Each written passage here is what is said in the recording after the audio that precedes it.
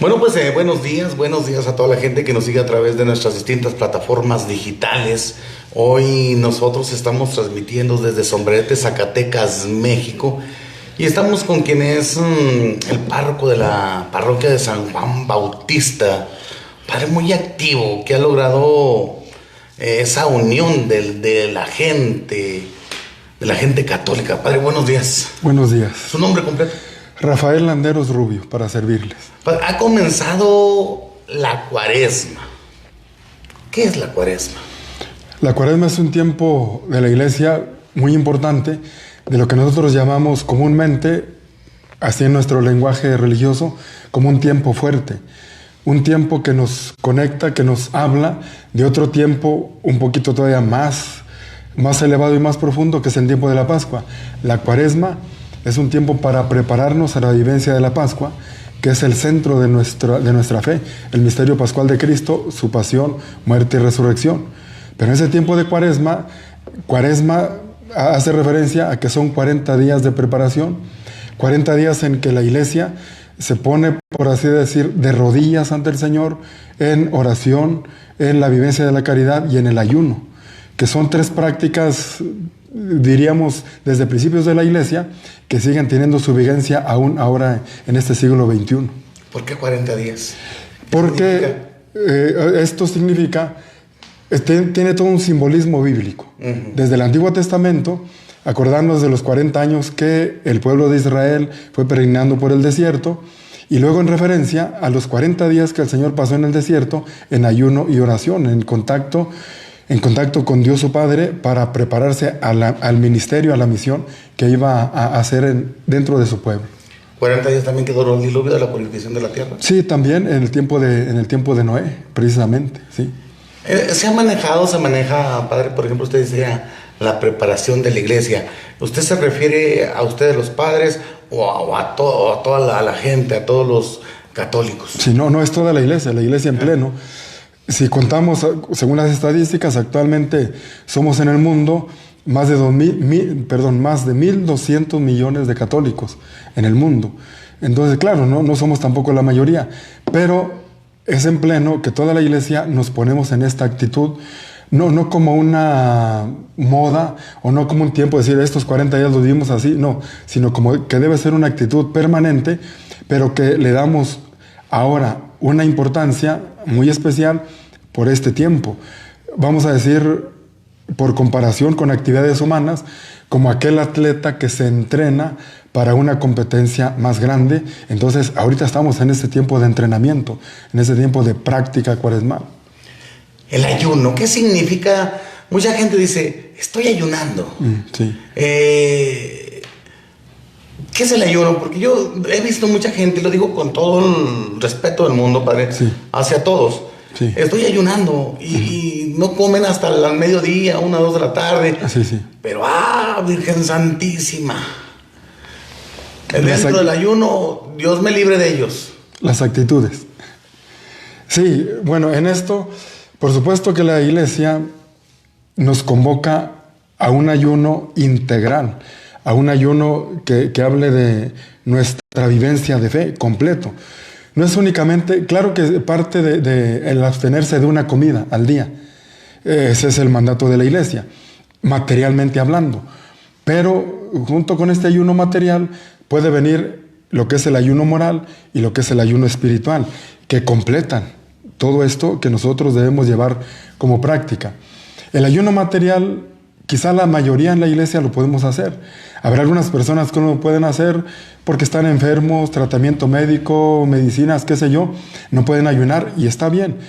Pero, el ayuno material, la mayoría lo podemos hacer, alguna minoría no, pero el ayuno moral y el ayuno espiritual, todo lo podemos hacer. ¿Qué significa esto? Que no es únicamente privarnos de un alimento, sino, por ejemplo, privarnos de críticas, de calumnias, de todo esto que puede dañar a las personas. Ese es el ayuno moral. Y ahora, el ayuno espiritual también es a veces abstenernos de lo que nos decía ayer el Señor en el Evangelio, abstenernos de protagonismos, abstenernos de querer ser el centro, cuando el centro es Dios. Ayer mismo en el Evangelio de San Mateo nos decía la limosna como caridad, la oración en sí, en relación con Dios, y el ayuno, que debe ser sin pretender que nos vean, sin pretender que mostrar una imagen, sino lo que Dios toma en cuenta. Y tu Padre que ve lo secreto, así dice literalmente el Evangelio, Él te recompensará. Entonces, en el secreto, la limosna, que no sepa tu mano izquierda lo que hace la derecha, así sencillamente, que debe ser así en una vivencia y en una experiencia de fe, de quedar bien con Dios, no quedar bien aquí con las personas, por así decir. Y en la oración, bueno, primero, la limosna o caridad es en relación con los demás, es como un engranaje social donde yo puedo beneficiar en lo que yo pueda y al nivel que yo pueda beneficiar a los demás. Ahí está la vivencia de la limosna, la caridad. Luego, la oración, que me relaciona con Dios directamente, desde mi oración personal hasta mi oración comunitaria como iglesia. Y luego el ayuno, que también me hace adentrarme en mí mismo, ver mis actitudes, ver lo que yo debo cambiar o lo que yo debo cortar de raíz, especialmente en este tiempo. Estamos viendo, Padre, yo lo he dicho con todo el respeto, yo soy un mundano y lo he dicho, quizás soy el más pecador de todos, lo reconozco. Y eso es bueno. Sí. Bueno, eso digo yo que es bueno. Sí, sí. Yo he visto mucha gente, Padre, poco yo voy a la iglesia, yo lo digo. Yo poco voy, cuando voy es porque me nace. Ajá, sí, y sí. voy a lo que voy a escuchar la palabra de Dios. Sí. Pero he visto bastante afluencia de gente que van, y usted lo dijo ahorita, rayan en el protagonismo, Sí, sí. en estarse sacando fotografías, y he visto muchísima gente de los diferentes extractos sociales que está el enfermo, pero ellos vienen a la iglesia y usted lo dijo una vez, lo escuché en uno de sus sermones, Sí. vienen, se sientan hasta enfrente y hasta pelan los ojos cuando les sale la hostia, pero salen y echando sapos, ranas y culebras, Sí. y se olvidan de ayudar al enfermo, Ajá. al que los necesita. Sí. Especialmente en este tiempo de Cuaresma, nosotros hacemos el llamado, o sea, desde lo que debe ser una actitud de iglesia para acercarnos a la gente más necesitada. Claro que en todo tiempo, pero especialmente en este tiempo. O sea, debe ser una actitud permanente, que si nosotros queremos mostrar lo que la iglesia es, la iglesia como cuerpo de Cristo, como esposa de Cristo, entonces en todo tiempo lo debemos hacer. Pero en este tiempo debe ser la caridad vivida de modo más intenso, de modo más especial.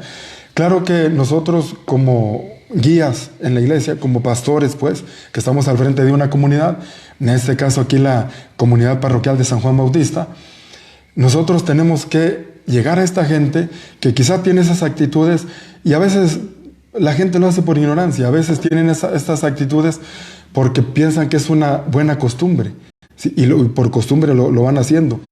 Pero ahí nosotros debemos entrar como para evangelizar y entonces direccionar correctamente esas actitudes de tal modo que se llegue a una vivencia más profunda de la fe, más allá de protagonismos, más allá de imágenes, más allá de pantallas, sino ojalá que pudiéramos hacer que todos como iglesia viviéramos en lo profundo, lo que debemos vivir nuestra fe. Los colores, vemos que predomina el color morado. ¿Por qué? Pues exactamente porque la iglesia ha tomado este signo del color morado como un signo penitencial. Y la Cuaresma exactamente tiene ese sentido penitencial, mucho más que el tiempo de Adviento. En tiempo de Adviento también se usa el color morado, pero más como signo de esperanza. Y acá se ve como signo más penitencial, signo más de buscar, así voluntariamente, buscar las penitencias, buscar el esfuerzo espiritual, aún a través de algo que quizá hasta nos duela, pero en el sentido de verlo en conexión, lo que he dicho de principio, con el misterio pascual, para celebrar mucho más lo que Cristo nuestro Señor es en la iglesia. Padre, bueno, hay muchas preguntas. Sí. Otra que se dice no comer carne de puerco durante la Cuaresma y otras comidas. ¿Por qué? Sí, a esto le llamamos nosotros abstinencia dentro de la Cuaresma.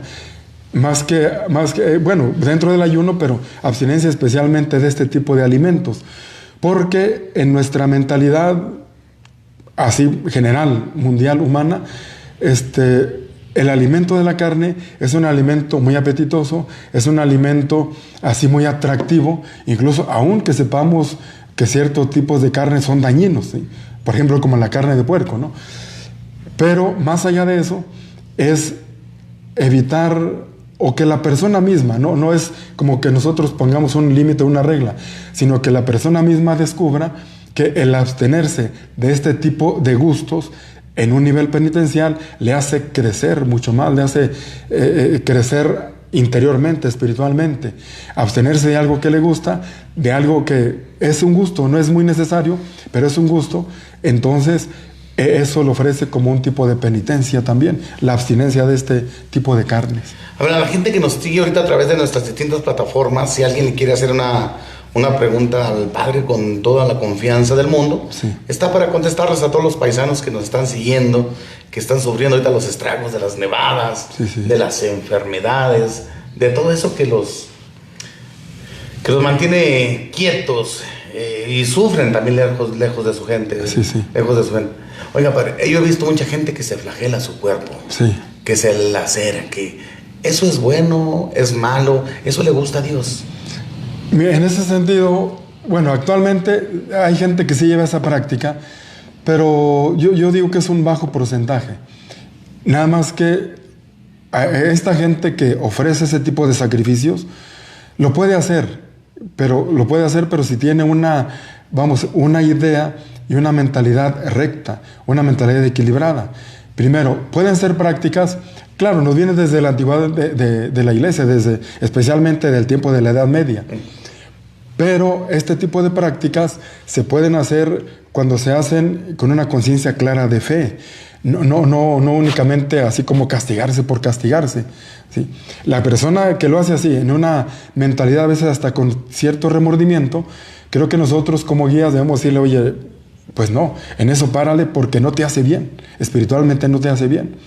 Ahora, quien lleva esas prácticas y en un sentido equilibrado, son gente que no lo dice, son gente que lo puede hacer muy en lo privado, muy en la intimidad, por así decirlo, que nadie se da cuenta más que Dios, pero esa gente que lo hace en ese nivel equilibrado, sabe por qué lo hace y cómo lo hace y para quién lo hace, principalmente que es para Dios. Pero cuando hay gente que lo hace en un cierto desequilibrio espiritual o hasta mental, ahí sí tenemos nosotros que intervenir para decir, no está bien, pero no es que sea una mala práctica, no, es una buena práctica cuando se lleva en un equilibrio de fe. Padre, yo he visto que los tiempos siguen siendo los mismos, las costumbres se han ido cambiando, han ido evolucionando, la misma tecnología ha ido desvirtuando nuestras costumbres y nuestras tradiciones. Anteriormente nuestros padres nos decían, no puedes escuchar música durante los 40 días. Ajá. De bañarse también cierto tiempo, hacer algún sacrificio. Sí, sí. Hoy en día la tecnología ha desvirtuado todo. Sí. Y cuando digo todo, es todo. Ajá. Sí, bueno, en ese sentido, yo creo que no nos hace mal retomar algunas prácticas antiguas, ¿sí? Y a veces cuando predico aquí en los templos, en las diferentes misas, a veces yo les digo, los que somos del siglo pasado, porque muchos nacimos y crecimos en el siglo anterior, y ahora estamos ya se supone que con cierta madurez en este siglo XXI, pero teníamos otras costumbres, incluso a nivel religioso, y entonces sí, entraba la Cuaresma y de la misma familia, del mismo papá, la misma mamá, había esa presión para decir, debemos tener más orden en nuestra vida, más recogimiento interior, más silencio, así que evitar la música, evitar todo esto. Claro que ya no se puede aplicar del mismo modo en este siglo, lo del siglo anterior, pero sí podemos regresar a ciertas prácticas que nos den cierta estabilidad interior, cierta tranquilidad, cierta serenidad. Porque ahorita con todo esto que tenemos, o sea, el mundo atractivo de la tecnología, pues es más bien para salir y como para, en cierto modo, exteriormente para el desorden. No digo que haya un desorden así exagerado, pero en ocasiones sí, y nos hace falta como desintoxicarnos de este ambiente, como y llegar a quitar un poco de todo esto que nos abruma, y para tener cierta paz interior, el recogimiento interior, un buen espacio o un buen tiempo de silencio durante el día no nos hace mal. Yo creo que si alguna persona dijera, yo voy a dedicar, por ejemplo, media hora antes de dormir a estar en profundo silencio delante de Dios, o simplemente en profundo silencio por rescatar algo de la tranquilidad de mi interior, de mi alma, yo creo que sería muy bueno, como desintoxicarnos de todo este ambiente que nos abruma, que incluso el ambiente a veces de la tecnología, de las redes sociales, puede ser hasta agresivo, hasta contra nuestra misma persona. Triste eso. Sí. Bueno, pues ahí lo está saludando Tony Márquez allá en Utah, el saqueo originario del Potrero Nexo Amesillas. Sí, sí lo conocemos. Sí, sí, sí. A Tony Márquez. Sí, sí, cómo no. El señor de la melena ancha. Sí, sí. Sí, muy amplia, por cierto. Tony Márquez. Sí. Dice, sí es verdad, dice, ya no existen las prácticas antiguas, dice, como el silencio. O sea, la gente está, a quien les tocó bendita esa época de los, ¿qué? De los 70s. Sí. Época preciosa de sabiduría, de enseñanza. Sí, sí. Qué bonito todo eso. Tristemente se ha perdido el respeto y la solemnidad de este tiempo. Sí. Yo decía, bueno, sobre todo por esto que hace, este comentario que hace Tony, saludos allá a Tony y a todos los paisanos de esa región, de allá de Estados Unidos. Es cierto, se ha perdido esto. Ya no lo podemos aplicar igual, no lo podemos poner en práctica en el mismo modo que lo teníamos antes. Pero sí podemos invitar a la gente a que hagan la experiencia, por ejemplo, experiencia del silencio, y verán que salen así fortalecidos, tonificados en su interior, en su vida interior, a la que tanto hemos descuidado en estos tiempos. Ahorita más bien como que salimos mucho de nosotros mismos, pero en cierto modo también es como una huida de nosotros mismos, porque no queremos vernos por dentro, no queremos reconocer lo que tenemos, lo que somos y lo que tenemos que cambiar. Hagan la experiencia en este tiempo de Cuaresma. El tiempo que ustedes quieran, pongan una medida, no sé, lo que yo decía hace un momento, 20 minutos, media hora o el tiempo que necesiten para desintoxicarse de todo el ruido exterior. Podría ser esto un buen propósito de este tiempo de Cuaresma. Dice la señora Hortensia Lazar, dice, antes eran tiempos más bonitos, dice, cuando vivían mis padres, nos hacían respetar todos los viernes, no escuchar música, y más el Viernes Santo. Hoy todo se ha convertido en pedas, borracheras, jajaja, jijiji, jojo y juju. Sí, pues desgraciadamente también como que se ha perdido, sí es cierto, se ha perdido este ambiente cuaresmal. Antiguamente, a veces como que a lo mejor los chavos que nos están viendo dirán, bueno, es que ya están viejos ellos, ya son gente antigua. ¿Nos dicen apolillados? Sí, pues sí, bueno, sí somos gente antigua, pero en ese sentido y con esta mentalidad queremos rescatar valores humanos, valores morales, valores cristianos que no cambian. Los valores no cambian, sí los tenemos que rescatar. Y es cierto que antiguamente, por ejemplo, incluso la gente se cuidaba de no hacer una fiesta en estos tiempos. Por ejemplo, que si se iban a casar, mejor se programaban hasta tiempo de Pascua, hasta que ya pasaba la Cuaresma. ¿Para qué? Para no hacer baile, para que no hubiera así el ruido y todo esto que llamaba a la diversión, que a veces es una diversión desordenada también. Entonces, se cuidaban en cierto modo en ese tiempo. Pero lo digo como preparación a la Semana Santa, y más que a la Semana Santa, al tiempo pascual. Y entonces ya retrasaban sus compromisos incluso sociales para otro tiempo. Y yo creo que sí debemos rescatar, si no todo, y porque no se puede aplicar, vuelvo a insistir, como se decía antes, pero sí rescatar algo de esos valores que teníamos en otros tiempos a nivel religioso, a nivel de fe. Yo pienso, padre, a reserva del gran consejo que me da usted, por la gran sabiduría y la sapiencia que usted tiene. Los jóvenes hoy que se burlan de nosotros, Dios les va a dar la oportunidad de ser padres. Y mi pregunta es, ¿qué le van a enseñar a sus hijos si perdieron todo el respeto? No todos, porque hay jóvenes también muy comprometidos con ellos mismos y que llevan los valores bien cimentados de la familia. Pero ¿qué le dirán los demás? ¿Qué le irán a enseñar a sus hijos? Si se burlaron de nosotros, de los valores que tratamos de inculcarles. Sí, ahorita en la iglesia nosotros tenemos esa gran preocupación por la juventud. A veces, sí hay muchos jóvenes, sí yo conozco muchos jóvenes con valores que vienen de familia, a pesar y con yo diría, las mismas redes sociales, la misma tecnología, ha habido padres así muy, muy sabios, también padres de familia, que han sabido infundir valores en sus hijos jóvenes. Y hay otros jóvenes que yo más bien veo que van como desorientados, que no han tenido la oportunidad de beber, así como de alimentarse de esos valores desde el seno de su familia. Puede ser que sea una familia desintegrada, puede ser que han crecido en ambientes muy difíciles, y entonces eso les como que los orilla a irse por un camino no tan recto, no tan correcto.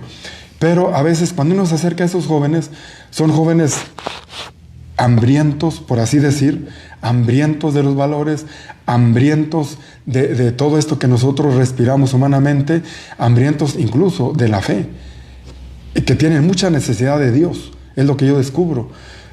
Jóvenes desorientados que nada más con acercarse uno con una palabra de aliento, los jóvenes empiezan a voltear hacia el camino recto, o el camino quizá que en un momento de su vida perdieron, pero que ahora pueden regresar.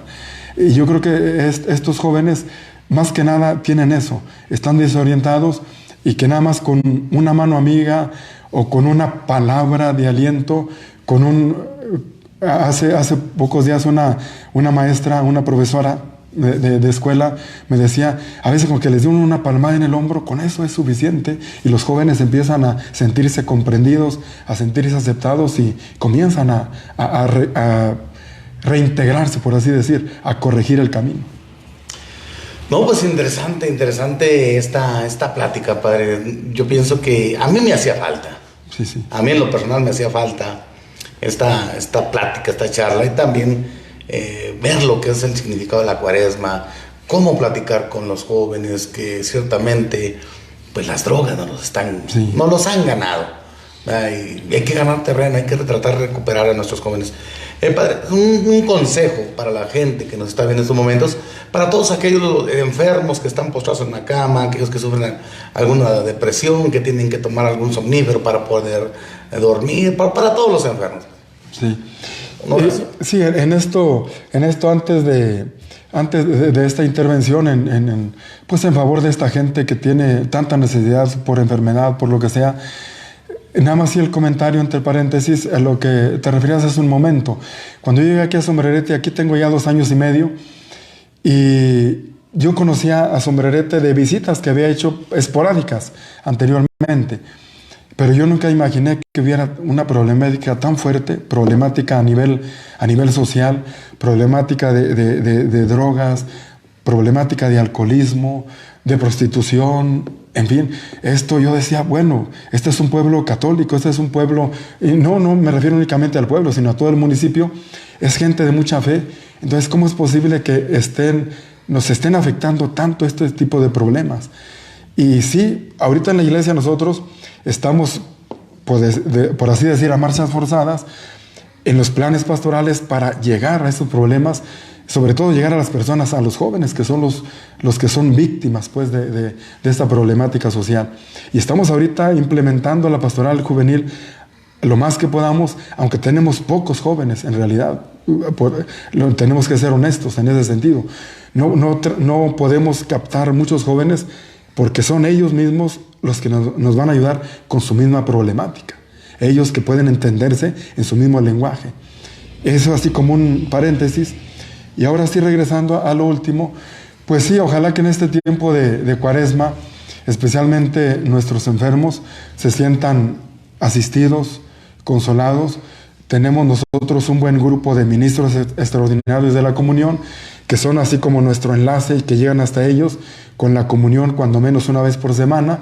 Y a través de ellos ya sabemos quiénes necesitan, por ejemplo, la confesión, quiénes necesitan la unción de enfermos, para nosotros poder llegar ya en una práctica bien definida, así con estas personas que tienen toda esta necesidad. Y pues con nuestros hermanos, nuestros paisanos, en Estados Unidos o en otros lugares, no únicamente en Estados Unidos, claro que en menos porcentaje en otras partes del mundo. Ojalá que cuando menos sienta nuestra palabra de aliento, que esta Cuaresma sobre todo tiene que ser de consolación, tiene que ser de fortaleza, tiene que ser de esta comunicación de la gracia y de la presencia de Dios. Padre, pues la bendición, ¿no?, para toda la gente que nos está viendo en estos momentos. Muy bien, que el Señor esté con ustedes y que Dios les bendiga y les guarde. Amén. Haga resplandecer su rostro sobre ustedes y les muestre su misericordia. Amén. Amén. Que vuelva a mirar hacia ustedes y les conceda su paz. Y la bendición de Dios Todopoderoso, Padre, Hijo y Espíritu Santo, descienda sobre ustedes y permanezca siempre. Amén. Muy bien, gracias. Un saludo nuevamente. Gracias.